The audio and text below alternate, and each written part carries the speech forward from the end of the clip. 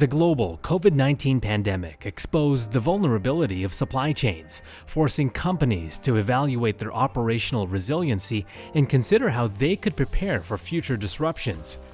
The 2021 MHI Annual Industry Report, titled Innovation-Driven Resilience, focuses on this struggle.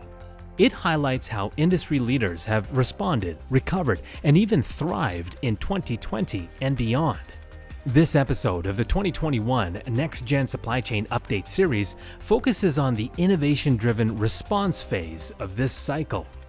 In the early stages of the pandemic, disrupted supply chains, factory shutdowns, and panic buying placed enormous strains on inventory levels and exposed vulnerabilities in global supply chains. Digitally advanced companies were best positioned to respond to the crisis in several avenues. Organizations that were experimenting with remote work before 2020 had an advantage. However, remote work presents unique challenges in the supply chain because a meaningful percentage of employees need to remain on site to facilitate operations in person. According to Deloitte's 2021 Global Resilience Report, pre-pandemic work arrangements were approximately 18% remote and 82% on-site.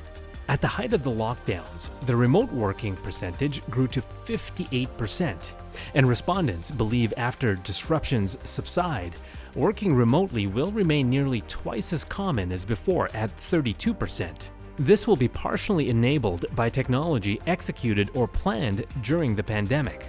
In terms of remote work or work from home, that's really exciting. I'm glad it kind of pushed us into that change. Let's say you had a snow day in one area.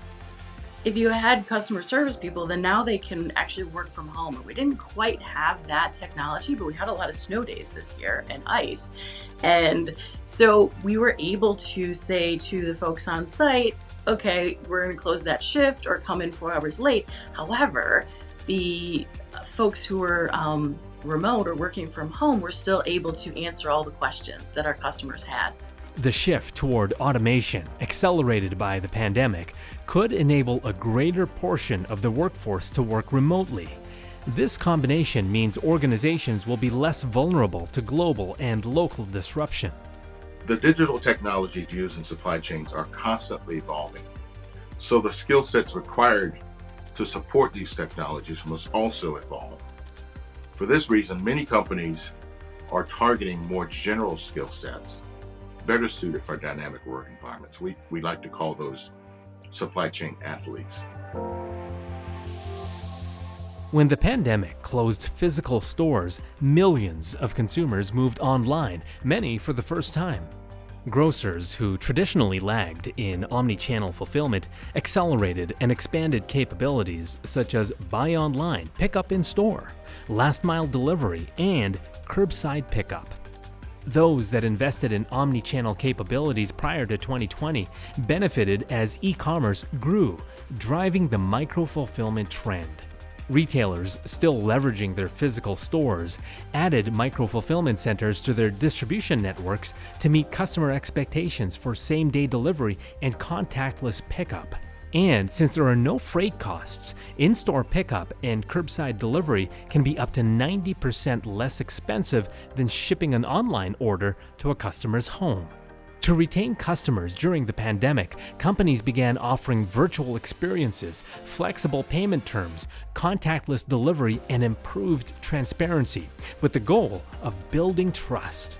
I'm part of Penguin Random House Number Books. So in the beginning, when we just had to respond, some of the things that came up was that one, were books. So we basically ship books to bookstores, and we have author events. So we couldn't have those author events anymore physically, so we had to find a way to do that digitally.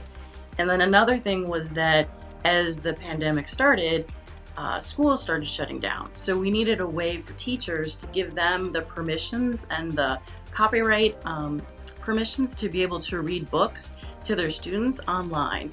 Overall, those who had invested in digital solutions prior to the pandemic were better positioned to make short-term decisions to maintain business continuity during the respond phase. This put them in the best position to tackle the recover and thrive phases toward innovation-driven resilience.